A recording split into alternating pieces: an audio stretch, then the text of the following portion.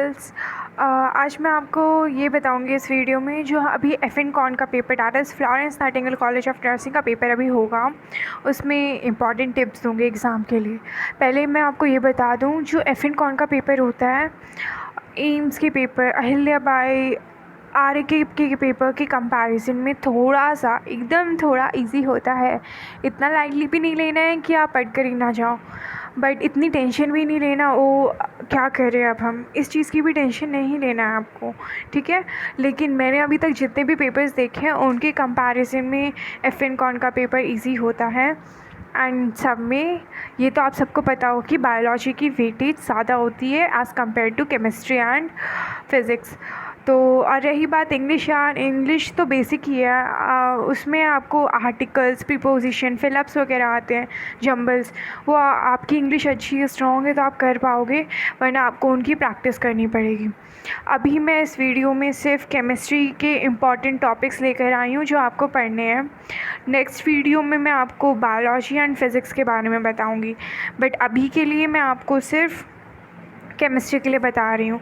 हम अपनी 11th, अच्छा एक और चीज़, जिसने अभी अभी 12th पास आउट की है उसके लिए 11th और 12th, उसकी 12th की केमिस्ट्री बहुत फ्रेश होगी एंड 11th उन्हें सिर्फ रिवाइज ही करना पड़ेगा। लेकिन जिसने ड्रॉप लिया, ऑब्वियसली नीट के लिए ड्रॉप लिया होगा, तो वो भी पढ़ ही रहे होंगे। तो मैं आपको चैप्टर्स के साथ बता रही हूँ, और जिससे ऑब्वियसली ऐसा ज़रूरी नहीं है कि सबको ही नॉलेज हो हर एक चीज़ की। आप कम से कम थ्योरी पार्ट को स्ट्रॉन्ग कर लीजिए कि आप इजीली अटेम्प्ट कर पाए क्वेश्चंस को। तो वीडियो को स्टार्ट करते हैं। केमिस्ट्री में आते हैं 11th class, structure of atom. तो उसमें आपको सबकी डिस्कवरी की पढ़नी है कि किसने डिस्कवर किया, इलेक्ट्रॉन, प्रोटॉन, न्यूट्रॉन, इनको किसने डिस्कवर किया, साइंटिस्ट का नेम आपको पता होना चाहिए। वन मोर थिंग, आइसोटोप और आइसोबार, इनमें बहुत ज़्यादा कन्फ्यूजन होता है बच्चों का, और ये लास्ट ईयर आया भी था क्वेश्चन पेपर में, आइसोटोप और आइसोबार का। कि और ये सिर्फ एफिन कॉन में नहीं, आर के बहुत सारे पेपर में आता है।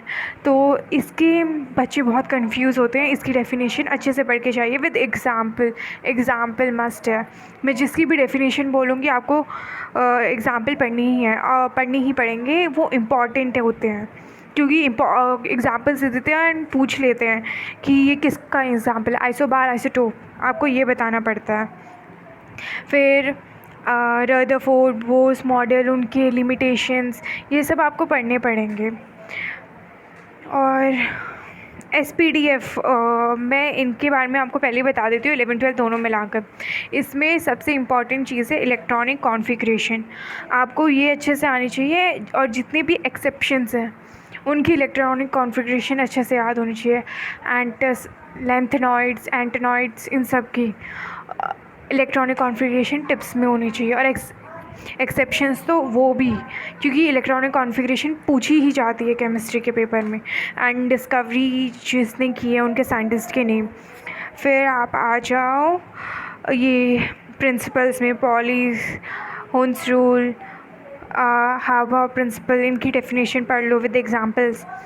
क्लासिफिकेशन ऑफ एलिमेंट्स, नोमेनक्लेचर, वो आपको आना चाहिए, वो इजी है। क्लासिफिकेशन ऑफ एलिमेंट्स का नोमेनक्लेचर सच में इजी है, वो आप कर सकते हो।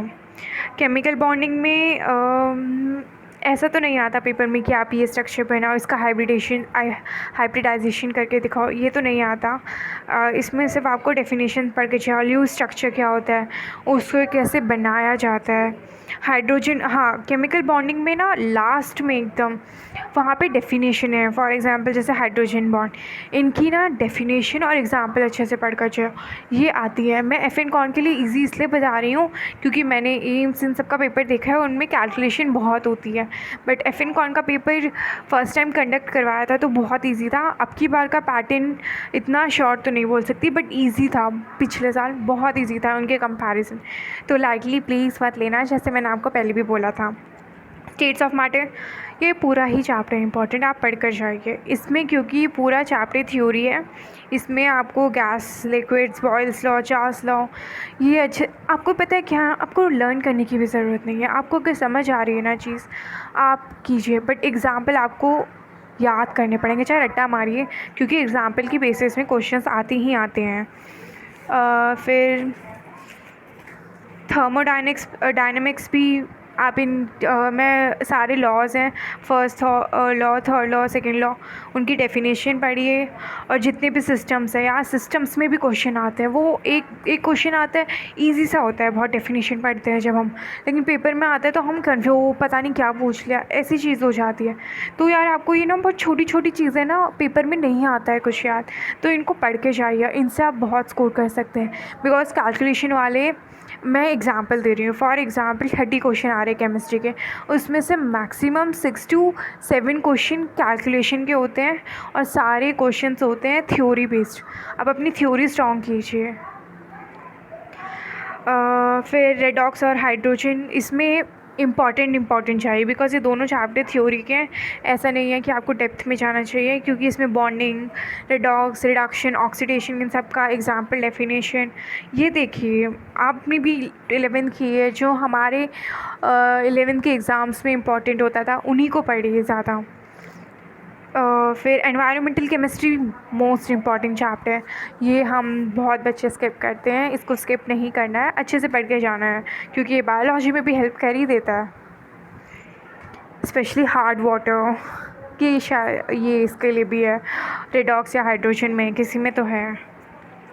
फिर आज 12th के सिलेबस में सॉलिड स्टेट एंड सॉल्यूशन, ये मैं आपको बोल रही हूँ, सॉलिड स्टेट में बहुत सारे एग्जांपल्स हैं, वो तो आप अच्छे से करके चाहिए। इसमें जितने भी न्यूमेरिकल्स हैं, ऐसा नहीं है हाई लेवल में चाहिए, जैसे पैकिंग एफिशिएंसी, आपको टीचर्स ने मेथड सिखाया होगा, शॉर्ट ट्रिक्स सिखाई होंगी कि आप कैसे याद कर सकते हो, कैलकुलेट करना पैकिंग एफिशिएंसी, इसके प्रैक्टिस कीजिए, ये क्वेश्चन आता ही आता है।